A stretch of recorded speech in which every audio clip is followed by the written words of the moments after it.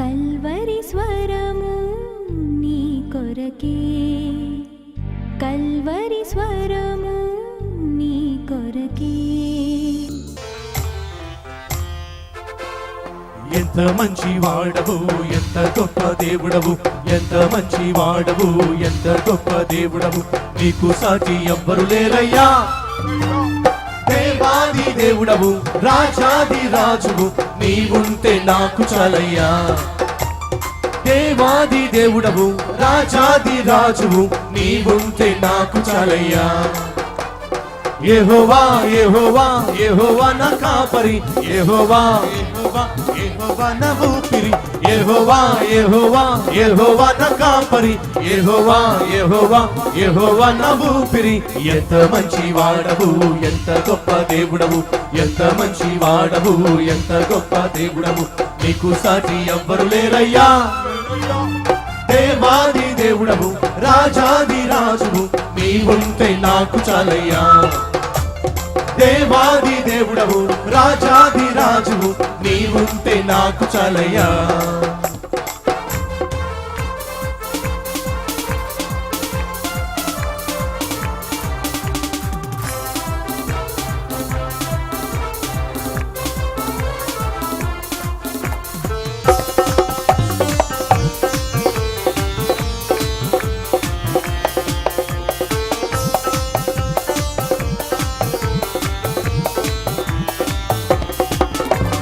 పేరు పెట్టి పిలిచావు, లాజరు రమ్మన్నావు, కన్నీటిని తుడిచావు, కష్టాలే తీర్చావు.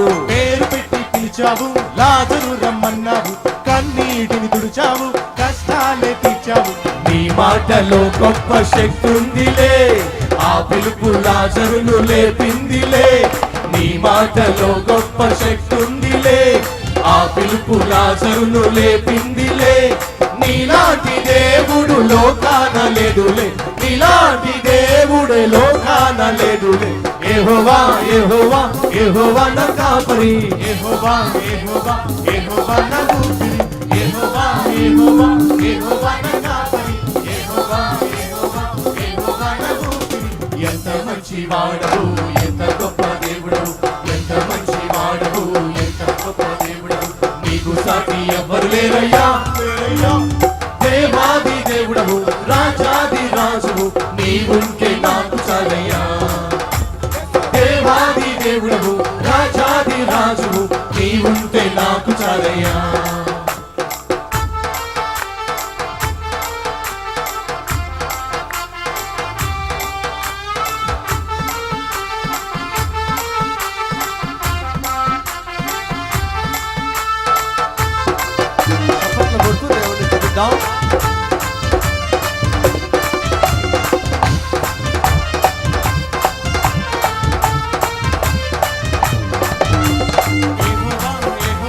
యెహోవా నా కాపరి, యెహోవా యెహోవా యెహోవా నా ఊపిరి, యెహోవా యెహోవా యెహోవా నా కాపరి, యెహోవా యెహోవా యెహోవా నా ఊపిరి. సంద్రాన్ని శాసించి శాంతింపజేసావే, పాపులను స్నేహించి పవిత్రులు కలిసి. సంద్రాన్ని శాసించి శాంతింపజేసావే, పాపులను స్నేహించి పవిత్రులుగా మార్చావు. నీవేనంటే దయ్యాలు వణికాయిలే, నీవంటే రోగాలు చలిసాయిలే. నీవేనంటే దయ్యాలు వణికాయిలే, నీవంటే రోగాలు చలిసాయిలే. నీలాంటి దేవుడు లోకాన లేడులే, నీలాంటి దేవుడే లోకాన లేడులే. యెహోవా యెహోవా యెహోవా నా కాపరి, యెహోవా యెహోవా యెహోవా నా ఊపిరి, యెహోవా యెహోవా యెహోవా నా కాపరి, యెహోవా యెహోవా యెహోవా నా ఊపిరి. ఎంత మంచి వాడవు, ఎంత గొప్ప దేవుడవు, ఎంత మంచి వాడవు, ఎంత నీకు సాటి ఎవ్వరు లేరయ్యా. దేవాది దేవుడవు, రాజాది రాజువు, నీవుంటే నాకు చాలయ్యా. దేవాది దేవుడవు, రాజాది రాజువు, నీవుంటే నాకు చాలయ్యా. లలలలాల లలలలాల లలలలాల లలలలాల లలలలాల లలలలాల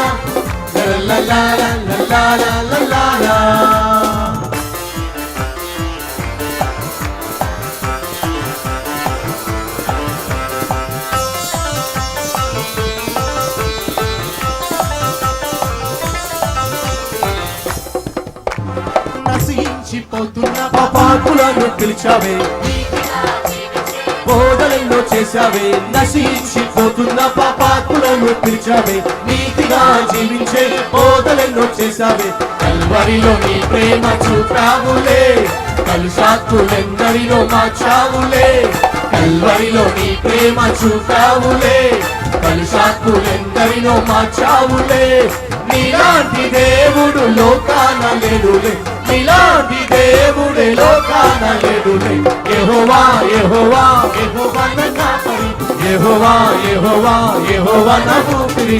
యెహోవా యెహోవా యెహోవా నా కాపరి, యెహోవా యెహోవా యెహోవా నా ఊపిరి.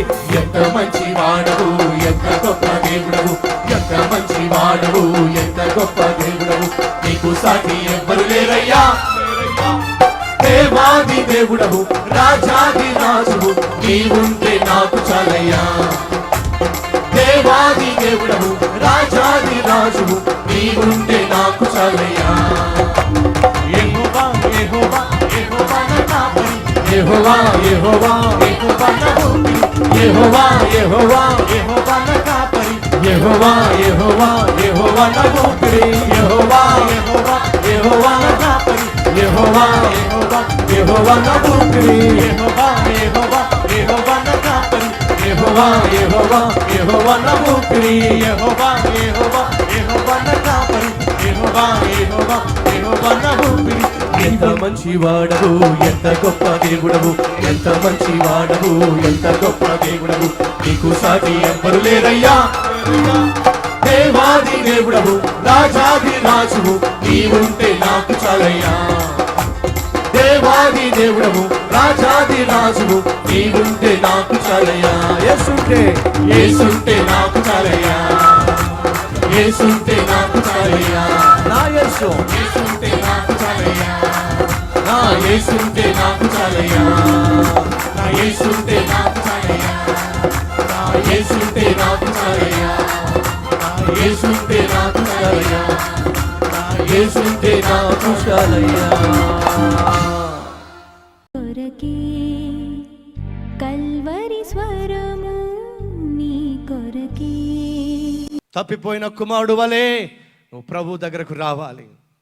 తగ్గింపుతో, విరిగిన మనస్సుతో దేవుని సన్నిధికి రావాలి. అయ్యా, నువ్వు లేకుండా జీవించడానికి అలవాటు పడిపోయాను, నీకు దూరం అయిపోయాను, నీ ప్రేమకు దూరం అయిపోయాను, వాక్యానికి దూరం అయిపోయాను, ఆత్మీయతకు దూరం అయిపోయాను, మందిరానికి దూరం అయిపోయాను, ప్రార్థనా జీవితానికి దూరం అయిపోయాను, ప్రతి నీచమైన పాపిష్టి క్రియకు చేరువైపోయాను. శాపగ్రస్తమైన జీవితాన్ని నేను చేతులను కొంతెచ్చుకున్నాను. ఈరోజు నా బ్రతుకు భ్రష్టమైపోయింది. ఈరోజు నా జీవితము ఎందుకు పనికి రాకుండా పోయింది. నా బ్రతుకు ఈరోజు ఎటు కాకుండా పోయింది. ప్రభువా, నన్ను క్షమిస్తావా? ప్రభువా, నన్ను కనికరిస్తావా? ఆ తప్పిపోయిన కుమారుడు వలె నువ్వు ప్రభు సన్నిధిలో మొరపెట్టినట్లయితే, ఆయన కనికరం కొరకు, ఆయన క్షమాపణ కొరకు నువ్వు వేడుకున్నట్లయితే, నేను ప్రకటించే దేవుడు క్షమించగలడు. ఎప్పుడు నువ్వు అద్భుతం పొందుకోగలవు, ఎప్పుడు నువ్వు ఆశ్చర్యకార్యాన్ని అందుకోగలవు, ఎప్పుడు నీ జీవితంలో వెలుగును చూడగలవు, ఎప్పుడు నువ్వు సంపాదించే సంపాదనలో ఆశీర్వాదాన్ని చూడగలవు, ఎప్పుడైతే దేవుడు నీ పాపాలు క్షమిస్తాడో, ఎప్పుడైతే క్షమించబడిన వాడిగా నువ్వు కష్టపడతావో, ప్రయాసపడతావో, అలా నువ్వు ప్రయాసపడి సంపాదించే ప్రతి పైసా నీ జీవితానికి దీవెనకరముగా, ఆశీర్వాదకరంగా మారుతుంది. తత్ఫలితంగా నీ ఇల్లు సుఖవంతంగా, సమాధానంతో నిండి ఉంటుంది. అడుగుతున్న నీ రోజు శాపగ్రస్తమైన జీవితాన్ని జీవిస్తావో, చేసిన పాపాలను బట్టి భయంకరమైన రోగాలు కొని తెచ్చుకొని అశాంతి, అసమాధానంతో బ్రతికుండగానే చస్తే బాగుండు అని నువ్వు అనుకుంటూ, నీ చుట్టూ ఉన్నవారు కూడా అదే ఆశిస్తూ నీ తనువును చాలిస్తావో, లేక దేవుడు నీ పాపమును క్షమించడం ద్వారా నూతన శక్తిని, నూతన బలమును పొందుకొని, బైబిల్ సెలవిస్తూ ఉంది, యెహోవా కొరకు ఎదురు చూచువారు, యెహోవా కొరకు ఎదురు చూచువారు ఏంటంట? నూతన బలము పొందెదరు. నూతన బలాన్ని పొందుకోవాలని ఆశపడుతున్నావా? అయితే ఒక పని చేయాలి. ఏంటో చెప్పమంటారా? పక్షిరాజు యవనం వలె వారి యవనము అధికమవుతుంది, లేదా యవనమును పొందుకొందురు అని బైబిల్లో ఉంది. యెహోవా కొరకు ఎదురు చూచువారు పక్షిరాజు యవనము వలె వారు యవనమును పొందుకొందురు అని బైబిల్లో ఉంది. అసలు పక్షిరాజుకి యవనానికి పక్షిరాజుకు మనం బలం పొందుకోవడానికి ఏమిటి సంబంధం? మీకు తెలుసా? పక్షిరాజు 40 సంవత్సరాలు బ్రతుకుతుందట. ఏమండి? గద్ద 40 సంవత్సరాలు బ్రతుకుతుందటండి. అలా 40 సంవత్సరాలు బ్రతికిన గద్దకట ముక్కు ఇంకా శక్తిని కోల్పోతుందట, రెక్కలు కూడా శక్తిని కోల్పోతాయట. ఇప్పుడు తనంతట తానే వెళ్ళి ఆహారాన్ని అది వెతుక్కోలేదట. అలా వెతకడానికి తన రెక్కలు తనకు పట్టును ఇవ్వవట. అంతేకాకుండా వెళ్ళి ఏ మాంసాన్నో అది పొడవడానికో జుర్రుకోవడానికో తన ముక్కు కూడా తనకు సహకరించదట. అప్పుడు ఆ పక్షి చేయాల్సింది 2 పనుల్లో ఏదో ఒకటేమిటంటే, ఇక నేను ముసలదాన్ని అయిపోయాను, ఇక నేను ఎగరలేను, ఇక నేను సంపాదించలేను, ఇక నేను జీవించలేను అని చెప్పి అలాగే చచ్చిపోవడం.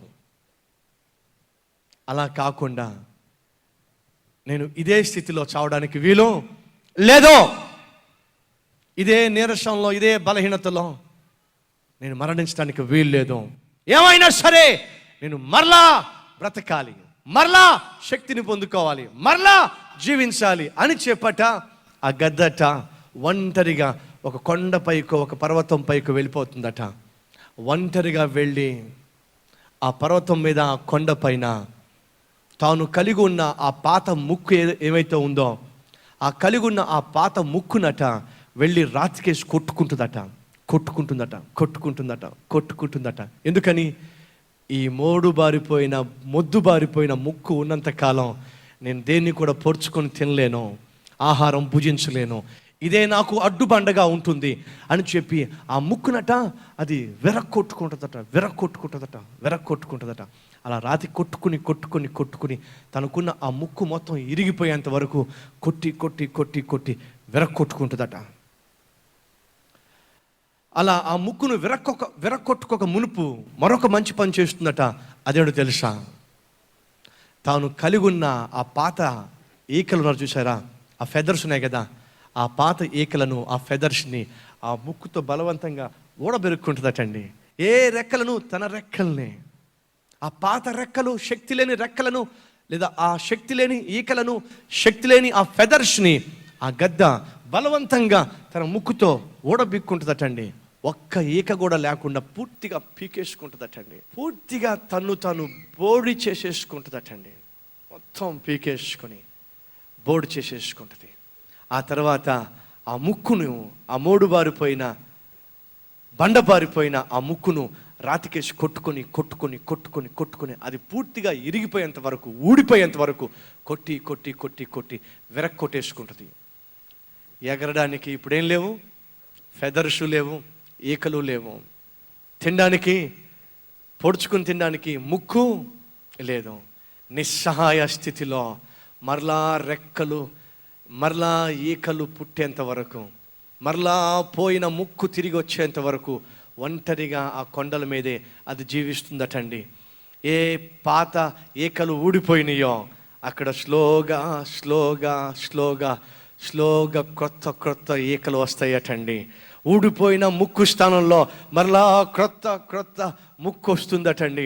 ఎప్పుడైతే మరలా కొత్త ముక్కును పొందుకుందో, ఎప్పుడైతే మరలా కొత్త ఈకలు పొందుకుందో, ఒక్కసారిగా ఆ ఈకలను, ఆ రెక్కలను ఊపుకుంటూ మరలా తన జీవితంలో ఒక నూతన ప్రారంభాన్ని, నూతన జీవితాన్ని మొదలుపెట్టి 30 సంవత్సరాలు బ్రతుకుతుందటండి ఆ ముసలి గద్ద. ఎప్పుడో నూతన బలము పొందుకున్నప్పుడు దేవుడు అంటున్నాడు, ఈరోజు నువ్వు నిరసించిపోయావు, బలహీనమైపోయావు, చతికిలబడిపోయావు, చేసిన పాపాలను బట్టి కూలిపోయావు, కృంగిపోయావు. కానీ నువ్వు నా ఎదుట పశ్చాత్తాపడి నేను అనుగ్రహించే నూతన శక్తి, నూతన బలము పొందుకున్నట్లయితే రాబోయే 30 సంవత్సరాలు, రాబోయే 40 సంవత్సరాలు నువ్వు మరలా ఆరోగ్యము కలిగి, శక్తి కలిగి, నా కొరకు సాక్షిగా జీవింప చేయగలిగిన శక్తి కలిగిన దేవుణ్ణి నేనే అని దేవుడు నీతో ఈరోజు సెలవిస్తున్నాడు. ఒక గర్దనే దేవుడు అంతగా ప్రేమించి 30 సంవత్సరాలు పొడిగించగలిగితే, ఒక గద్దే దేవుడి మీద ఆధారపడి పాత జీవితాన్ని విడిచిపెట్టి ఒక నూతన ప్రారంభం కోసం ప్రాకులాడితే, అలా ప్రాకులాడిన ఆ గద్ద తన పాత ఫెదర్స్ని, పాత ఈకలను అది బలవంతంగా ఊడబెరుక్కొని తనకు అడ్డుగా ఉన్న ఆ మోడు బారిపోయిన ముక్కును తనంతట తానే విరక్కొట్టుకొని తత్ఫలితంగా దేవుని యొక్క మహాసృష్టి ద్వారా తను పొందుకునే నూతన ముక్కు, నూతన ఫెదర్స్, ఈకలు పొందుకొని అది మరలా శక్తిని పొందుకొని 30 సంవత్సరాలు బ్రతకగలిగినట్లయితే, ఈరోజు నా ప్రియ సహోదరి, నా ప్రియ సహోదరుడా, నిన్ను నీవు ప్రత్యేకించుకొని ఏ పాపమైతే, ఏ వ్యసనమైతే, ఏ అలవాటు అయితే, ఏ దుష్క్రియ అయితే, ఏ నీచమైన కార్యమైతే, ఏ అవమానమైతే నిన్ను ఈరోజు తల ఎత్తుకోకుండా చేస్తుందో, సొసైటీలో గౌరవ మర్యాదలను లేకుండా చేసేసిందో, నీ ఇంటి వారి మధ్య, నీ బంధువుల మధ్య, నీ ఆఫీసులో, నీ వ్యాపారస్తుల మధ్య, నీ పార్ట్నర్స్ మధ్య నువ్వు తల ఎత్తుకోలేని స్థితిలో ఈరోజు తల దించుకున్నావో, వారి మధ్యే దేవుడిని తల ఎత్తగలడు. ఎప్పుడు? నువ్వు చేసిన పాపం అంతటిని బట్టి పశ్చాత్తాపడి, నీలో ఉన్న లోపాలను బట్టి నువ్వు క్షమాపణ కోరుకొని, నీ జీవితాన్ని ప్రభువుకు అప్పగించి, ఏవైతే నిన్ను ఈరోజు ఈ స్థితికి తీసుకొచ్చినాయో, ఏ పాపిష్టి క్రియలైతే నీ జీవితాన్ని నాశనం చేసినాయో, వాటిని ఏం చేయాలట? నీ అంతటి నువ్వే ఏం చేయాలి? దూరం చేసుకోవాలి. నూతన జీవితాన్ని ప్రారంభించాలని, నూతన బ్రతుకును ప్రారంభించాలని, నూతన శక్తిని పొందుకోవాలని ఆశపడిన గద్ద ఏం చేస్తుందట? తన పాత ఈకలను పీకేసుకుంటుంది, తన పాత ముక్కును విరక్కొట్టేసుకుంటుంది, తన నుంచి దూరము చేసేసుకుంటుంది.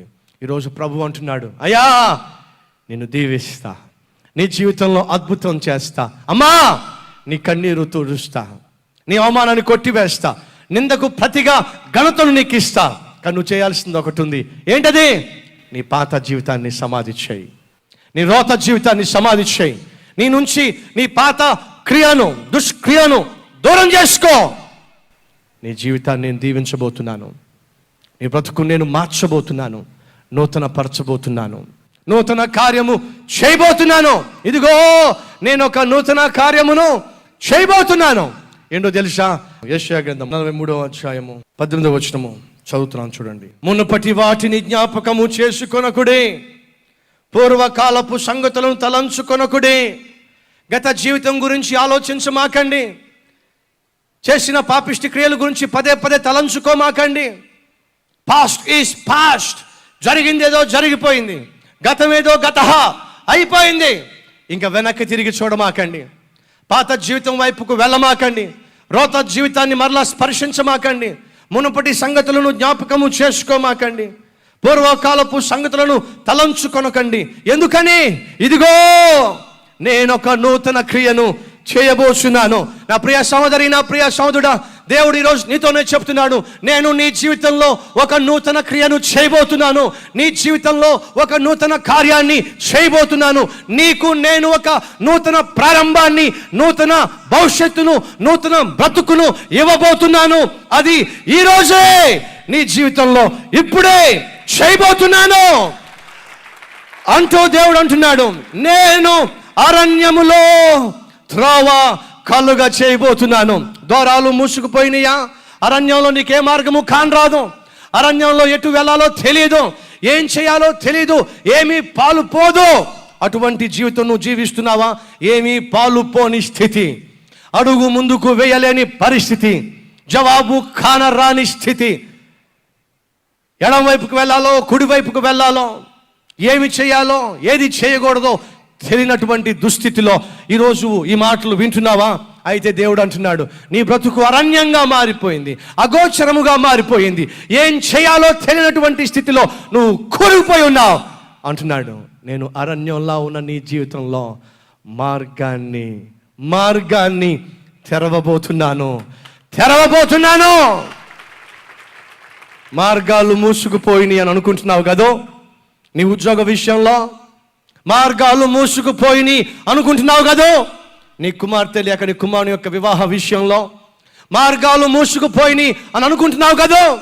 నువ్వు ఈరోజు కలిగి ఉన్న సమస్యకు జవాబులు దొరకక దేవుడు అంటున్నాడు, నేను ఒక నూతన కార్యం చేయబోతున్నాను. ఎప్పుడో తెలుసా? నువ్వు మరలా నీ పాత జీవితం వైపుకు వెళ్ళను అంటే, ఎప్పుడో తెలుసా? నువ్వు వెనక్కి తిరిగి చూడను అంటే నూతన కార్యాన్ని చేయబోతున్నాను. ఏమిటది? అరణ్యంలాగా అగోచరముగా ఉన్న నీ జీవితంలో నేను మార్గాన్ని తెరవబోతున్నాను. నీ ఎదుట వేయబడిన ద్వారాలు నేను మరలా తెరవబోతున్నాను.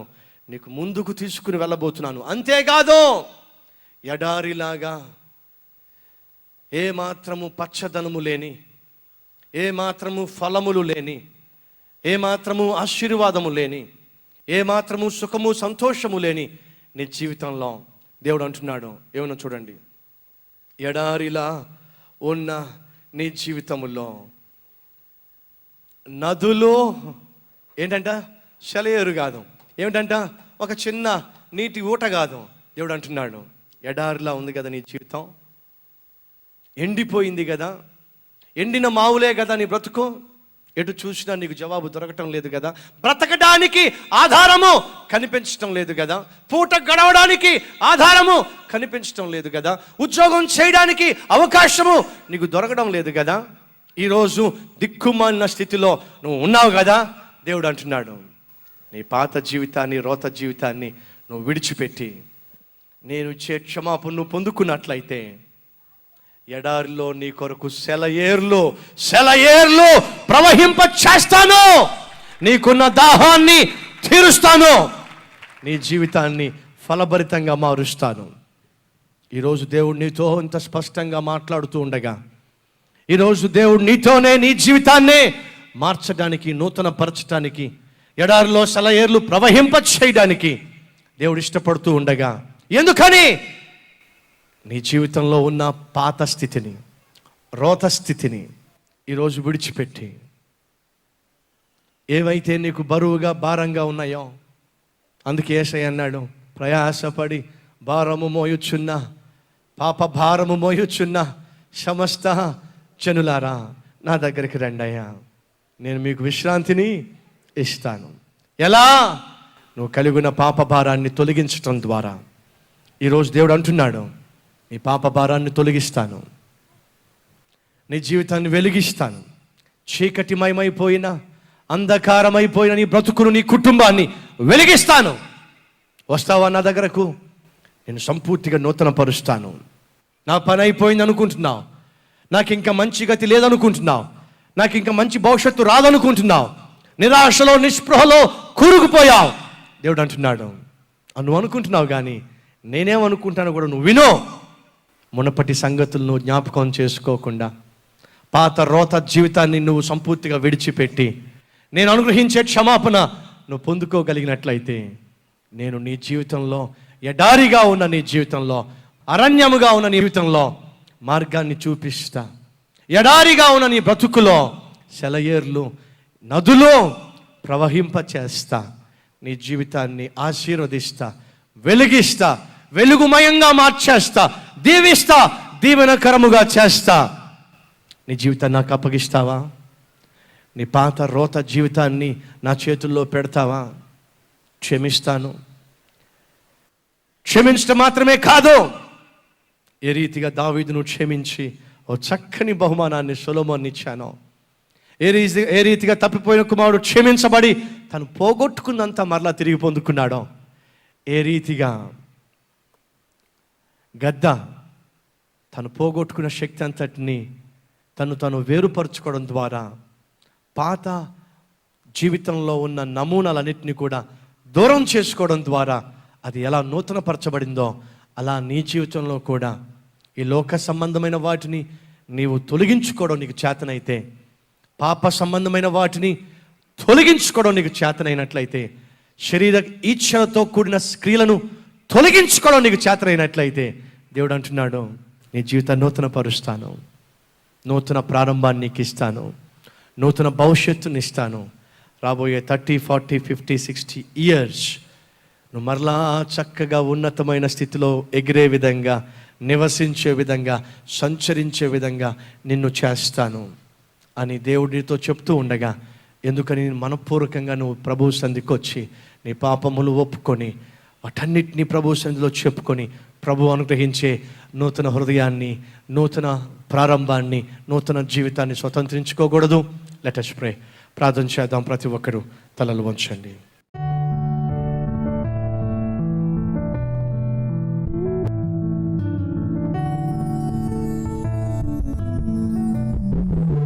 మహాపరిశుద్ధుడు అయిన ప్రేమ కలిగిన తండ్రి, నాయనా ఈరోజు ఈ వాక్యం విని ఎందరైతే ప్రభువా నన్ను క్షమించు, నా హృదయాన్ని నూతనపరచు, నన్ను శుద్ధి చేయి, నాకు ఆరోగ్యాన్ని ప్రసాదించు అని ఈ ప్రార్థనలో ఏకీభవిస్తున్నారో వారందరి జీవితంలో కలిగి ఉన్న ప్రతి విధమైన అయా పాపము నుంచి వారిని విడిపించి క్షమించి పక్షిరాజు యవ్వనం వలె వారిని ప్రభువు నూతనపరచమని, అయా బలహీనమైపోయిన శరీరాలను బలపరచమని, అడుగంటిపోయిన అవకాశాలను మరలా అనుగ్రహించమని, ప్రభువా కోల్పోయిన ప్రతి దీవెనను తిరిగి ఇవ్వమని, అరణ్యములో మార్గమును కనపరచమని, ఎడారిలో సెలయేర్లను ప్రవహింప చేయమని, అంధకారముగా ఉన్న జీవితాలను వెలిగింప చేయమని ఈరోజే ఎందరైతే ఈ ప్రార్థనలో ఏకీభవిస్తున్నారో వారందరి జీవితాలను ప్రభువా క్షమించి, నూతనపరిచి, దీవించి, స్వస్థపరిచి, మంచి గతిని ఇచ్చి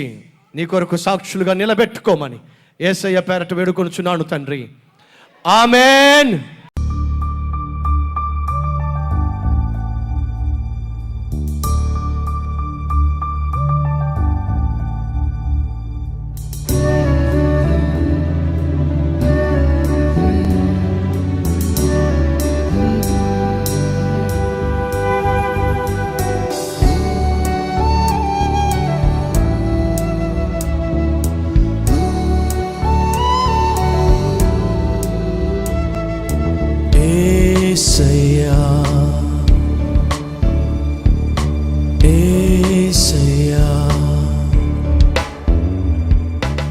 address Calvary, post box number 30, Kukatpally, Hyderabad 72.